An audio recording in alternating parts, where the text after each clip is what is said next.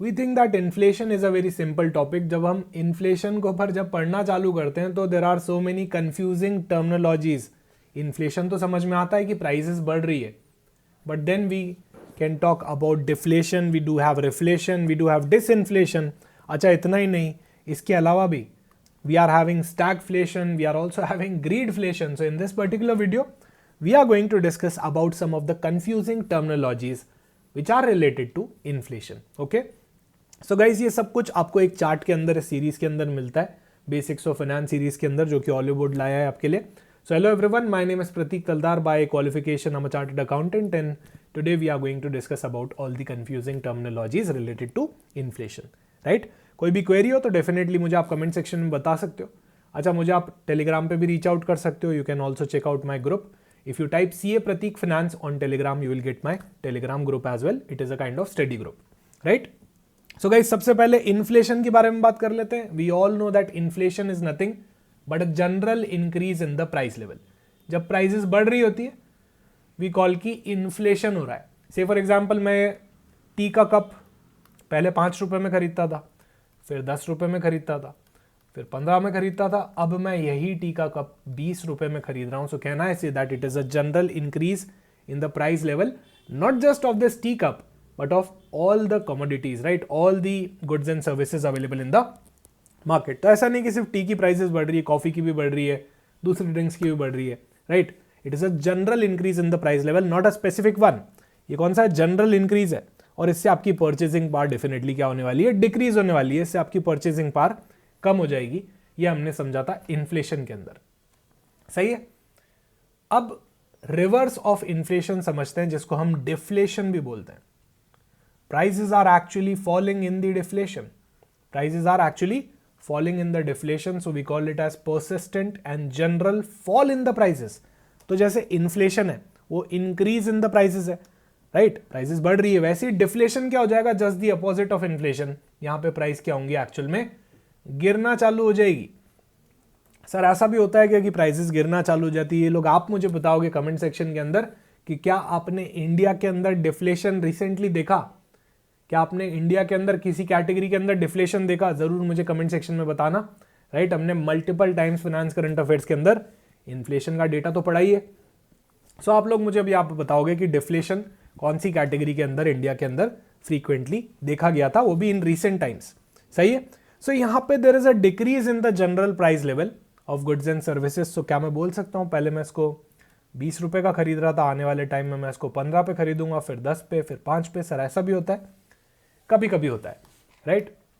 वो आप मुझे बताओगे. मैंने तो आपको बताया multiple times finance current affair session में, ये चीज आप मुझे बताओगे कि इंडिया की कौन सी कैटेगरी के अंदर डिफ्लेशन भी देखा गया है, right. So it is a decrease in the general price level of goods and services. ये हमारा डिफ्लेशन होता है, सही है. तो अगर मैं डिफ्लेशन की बात करूं, देखो ये एक लाइन बना लेते हैं ऐसी, यहां पे 0% लिख देता हूं. अब अगर इन्फ्लेशन बढ़ रहा है 1%, 2%, 3%, 4% एंड सो ऑन, सो ये तो पॉजिटिव साइड हो गई. ये हो गया हमारा इन्फ्लेशन. ये क्या हो गया हमारा? इन्फ्लेशन. मतलब प्राइसेस एक्चुअल में बढ़ रही है over the period of time, सही है. इसका एक नेगेटिव साइड भी होता है. मतलब क्या? प्राइसेस सही में गिर रही है. यस, ये होता है डिफ्लेशन. डिफ्लेशन का मतलब होता है कि प्राइसेस एक्चुअल में गिर रही है -1%, -2%, -3% या फिर -4% एंड सो ऑन. तो यहां पे प्राइसेस क्या हो रही है? एक्चुअल में आपकी गिरती चली जा रही है, राइट. क्या हो रही है? गिरती चली जा रही है. यही होता है डिफ्लेशन, कि प्राइसेस एक्चुअली गिर रही है, राइट. प्राइसेस एक्चुअली गिर रही है. There is a persistent and general fall in the price levels, सही है. पर क्या डिफ्लेशन बढ़िया होता है? सर अच्छी बात है ना. अगर आप कोई चीज 20 रुपए की खरीद रहे हो, आने वाले टाइम में आप 5 रुपए की खरीदोगे. So deflation is good. I will say yes, I will say no. क्योंकि अगर लंबे टाइम तक डिफ्लेशन चल जाए, राइट, सो कंज्यूमर क्या करने वाला है? यहां पे एक साइकिल में फंस जाएगा, राइट. हमारा कंजम्पशन स्टोरी बंद हो जाएगा. कंजम्पशन स्टोरी बंद हो जाने से बहुत सारी प्रॉब्लम्स क्रिएट होने वाली है और अल्टीमेटली आपका जो इकोनॉमी है, राइट, वो रिसेशन में आ सकता है. तो जब डिफ्लेशन बढ़ जाता है तो that is also an alarming situation. Sir prices गिर तो रही है, बढ़िया है ना, प्राइसेस लंबे टाइम तक अगर गिरने लग जाती है तो ग्रोथ भी गिरने लग जाती है, right, because inflation and growth go hand in hand, inflation and growth they both go hand in hand. Similarly अगर आप डिफ्लेशनरी स्टेज में आए हो, एक लंबे टाइम तक इकोनॉमी अगर डिफ्लेशनरी स्टेज में आ जाती है तो वो रिसेशन के अंदर जाने के भी चांसेस उसके बनते हैं। तो आरबीआई के लिए न ज़्यादा इन्फ्लेशन अच्छा, न ज़्यादा डिफ्लेशन अच्छा, इसीलिए तो we are having a fit framework कि इन्फ्लेशन को एक रेंज में रखो एंड बढ़िया से इकोनॉमी चलाओ। फिर एक और टर्मिनोलॉजी आती है डिसइन्फ्लेशन, राइट। अच्छा, काफी लोगों को लगता है डिफ्लेशन और डिसइन्फ्लेशन एक जैसा ही होता है, काफी लोगों ने तो नोटिस ही नहीं किया कि डिसइन्फ्लेशन भी होता है, वो तो दोनों को एक ही मानते थे। तो अभी हम समझने वाले हैं डिसइन्फ्लेशन क्या होता है। Slowing down in the rate of inflation, slowing in the rate of inflation, right, और I can say slowing down of the rate of inflation. आपका इन्फ्लेशन तो हो रहा है, प्राइसेस तो बढ़ रही है, पर अब कम पेस से बढ़ रही है, कम पेस से बढ़ रही है। एक ये वाला चार्ट देखो, प्राइसेस बहुत तेजी से बढ़ रही है, एक ये वाला चार्ट देखो, प्राइसेस धीरे धीरे बढ़ रही है, राइट। तो समझना बात को, वापस चार्ट से समझते हैं। सर प्राइसेस तो बढ़ रही है, मतलब we are on the positive side of the chart only, yes, हो तो इन्फ्लेशन रहा ही है।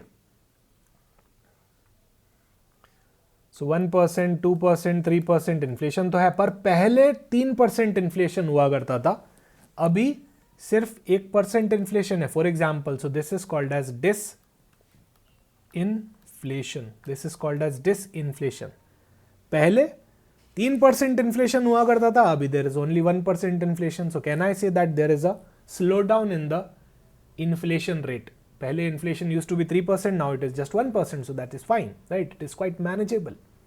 This is called as disinflation, right? Disinflation. Deflation अलग चीज होती है, deflation is a negative territory, deflation is this territory,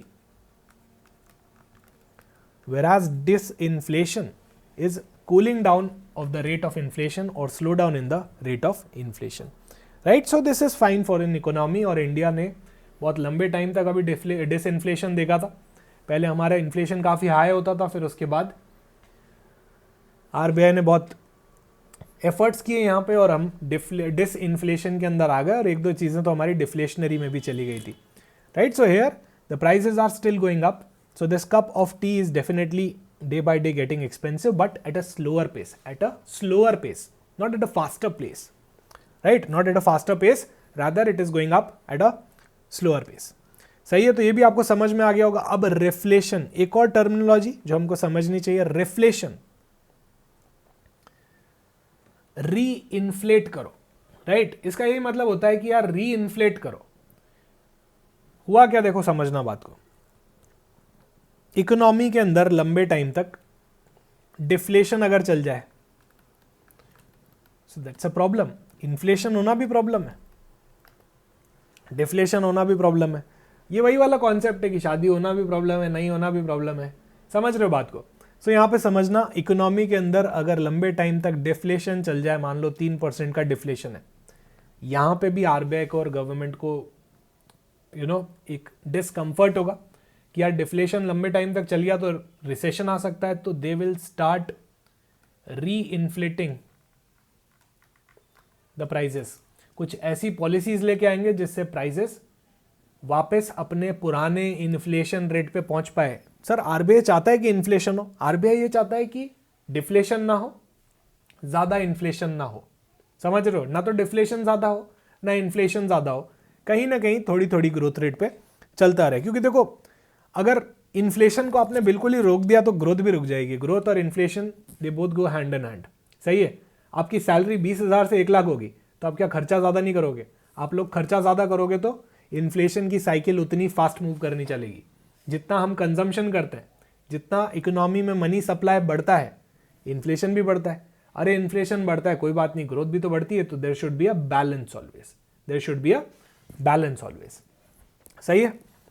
सो यहां पे government is trying to reinflate the prices so that we can just get back to the previous rate of inflation, so return to the prices return to the previous rate of inflation is nothing but reflation. तो मैं यहाँ क्या चाहूंगा कि यार कम से कम 2% inflation पे पहुंच जाऊं, 3% इन्फ्लेशन पे पहुंच जाऊं, कोई बात नहीं, पर डिफ्लेशन में लंबे टाइम तक ना रहूं, राइट। डिफ्लेशन में मैं लंबे टाइम तक ना रहूं, यही होता है हमारा reflation. So here the government wants to boost the production, reduce the unemployment, right. So कोविड-19 के टाइम पे ये चीज़ें हुई थी, रिकवरी फेज के अंदर लाने के लिए इकोनॉमी के अंदर एक तरह से गवर्नमेंट को काफ़ी सारा पैसा पंप करना पड़ता है ताकि इकोनॉमी वापस रिवाइव हो पाए। ये कॉन्सेप्ट है हमारा रिफ्लेशन का, सही है। अब आते हैं और दूसरे कॉन्सेप्ट्स पे जो कि हैं स्टैगफ्लेशन, ग्रीडफ्लेशन एंड सो ऑन। तो सबसे पहले अब समझते हैं हम ग्रीडफ्लेशन। देखो ग्रीडफ्लेशन का क्या मतलब होता है, आपको याद हो तो ग्लोबल क्रूड ऑयल प्राइसेस के अंदर बहुत ज़बरदस्त डिक्लाइन आने के बाद स्टेबिलिटी हो गई थी, सही है। ये पोस्ट कोविड की बात कर रहा हूँ, कोरोना के बाद की बात कर रहा हूँ। सो कोविड-19 के बाद से जो प्राइसेस थी क्रूड ऑयल की वो स्टेबल हो गई थी, बट इंडिया ने क्रूड ऑयल की प्राइसेस स्टेबल नहीं की, आपके पेट्रोल डीजल की प्राइस कभी कम नहीं की, right. So it is a concept related to greedflation only. जब बिजनेसमैन, प्रोड्यूसर्स, सप्लायर्स प्राइसेस गिरने के बाद भी अपनी प्राइसेस ना कम करें, that's called as a greedflation. That's called as a greedflation. So it's a situation where the business actually increases the prices beyond the necessary cost inflation. Inflation 2 रुपए से बढ़ा, आपने प्राइसेस 3 रुपए से बढ़ा दी, या फिर इन्फ्लेशन खत्म हो गया फिर भी आपने 2 रुपए एक्स्ट्रा ऐड करना चालू कर दिया अपने प्रॉफिट में, just because you want to boost the profitability. India ने भी ऐसा किया था आफ्टर द कोविड-19 crisis to boost the reserves, right. So काफी सारा टैक्स कलेक्ट होता है हमारे इससे। सो क्या हुआ ना कि क्रूड ऑयल की प्राइसेस गिरने लगी, पर इंडिया ने टैक्सेस बढ़ाने चालू कर दिया, तो घूम फिर के आपकी प्राइसेस वही रह गई, पेट्रोल पे, डीजल पे। So that's why it is a kind of greedflation, सही है। सो ये कॉन्सेप्ट है आपके ग्रीडफ्लेशन का। उसके बाद आता है आपका स्टैगफ्लेशन। अब ये बड़ा टॉक्सिक मिक्स होता है, इसके अंदर ग्रोथ भी नहीं होती है, इन्फ्लेशन भी हाई होता है और अनएम्प्लॉयमेंट भी हाई होता है। जनरली ऐसा होता नहीं है, कभी कभी ऐसा देखा गया है, राइट। ये बहुत ही एक्सेप्शनल सर्कमस्टांसेस के अंदर होता है यार। इन्फ्लेशन और growth they both go hand in hand. Inflation बढ़ रहा है, ग्रोथ भी आएगी, ग्रोथ आएगी, इन्फ्लेशन भी आएगा, सही है। But this is a special situation. अभी देखो समझना, इन्फ्लेशन बढ़ा, ग्रोथ आई तो अनएम्प्लॉयमेंट तो कम होना चाहिए ना, एम्प्लॉयमेंट तो बढ़ेगा ना। मैं ज्यादा से ज्यादा फैक्ट्रीज खोलूंगा, ग्रो होऊंगा, तो फिर एम्प्लॉयमेंट तो लूंगा और ज्यादा लोग हायर करूंगा, right. So inflation and growth go hand in hand. Unemployment inversely related हो जाता है इन्फ्लेशन और ग्रोथ से, बट इन स्टैगफ्लेशन ना तो ग्रोथ हो रहा है, इन्फ्लेशन भी हाई चल रहा है और अनएम्प्लॉयमेंट भी हाई चल रहा है। सो this is a exceptional situation जहां पे आपकी ग्रोथ ना तो हो रही है, अनएम्प्लॉयमेंट भी पड़ा हुआ है और आपका इन्फ्लेशन भी बढ़े जा रहा है, right. So these are the some of the terminologies that you need to know, and guys, if you are preparing for the RBI grade B examination, you can check out our paid course as well, right। so I hope मैंने आपको यहाँ पे clarify कर दिया होगा inflation के types and all, और अब आपको मेरे हिसाब से समझ में आने लग गया होगा कि inflation, deflation, disinflation, reflation, stagflation, greedflation क्या होता है। वीडियो पसंद आया तो कमेंट सेक्शन में ज़रूर बताइएगा कि आपको वीडियो कैसा लगा, एक्सप्लेनेशन कैसा लगा। डेफिनेटली आपके लिए अभी बहुत कुछ है। बेसिक्स ऑफ फिनेंस सीरीज बड़ी लंबी चलने वाली है, जिसके अंदर हम आपके काफ़ी सारे क्वेरीज और बेसिक्स यहाँ पे सॉर्ट करने वाले हैं। Okay guys, so thank you so much for participation in this series. Video पसंद आया तो वीडियो को लाइक कर देना, चैनल को सब्सक्राइब कर देना। See you soon in some other video.